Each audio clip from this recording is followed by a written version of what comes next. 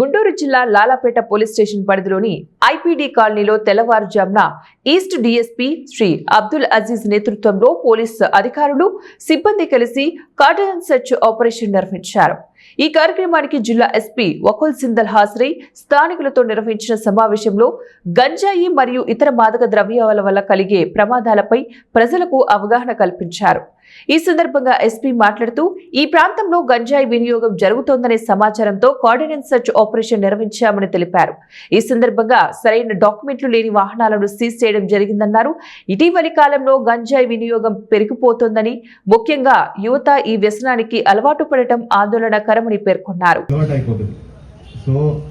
మీరు ఏదో చిన్న విషయము చాలా మంది అనుకుని స్టార్ట్ చేస్తారు, ఏదో మేము ఒక్కసారి చేస్తున్నాము లేకపోతే చాలా తక్కువ మేము చేస్తున్నామని చాలా మంది అనుకుంటారు. కానీ అది ఎప్పుడు అలవాటు అయిపోతుంది, ఎప్పుడు మీకు అడిక్షన్ అయిపోతుంది మీకు కూడా తెలియదు. ఎందుకు అది ప్రమాదకరం అంటే దానికి అలవాటు అయిపోతుంది, అడిక్షన్ అయిపోతుంది.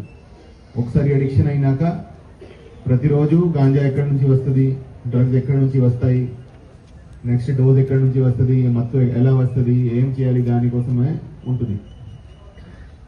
దానికోసము ఏదైతే మీరు కష్టపడి డబ్బు సంపాదిస్తారో ఆ డబ్బు మీరు వేస్ట్ చేస్తారు. మొత్తం మీ సంపాదన డ్రగ్స్ మీదనే పోతుంది. అంత రోజు అదే ఆలోచన ఉంటుంది.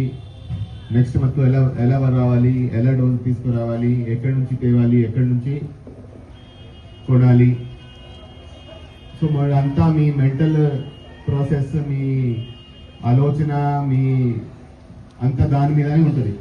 మీరు ఇంకా వేరే పని మీరు ఏం చేయలేకపోతారు. మీరు ఫిజికల్గా వీక్ అయిపోతారు, మెంటల్గా వీక్ అయిపోతారు. కొంతమంది చనిపోయే అవకాశం కూడా ఉంటుంది. దాంతో చాలా రకరకాల డిజీజెస్ వస్తాయి. చాలా చాలా ప్రమాదకరం.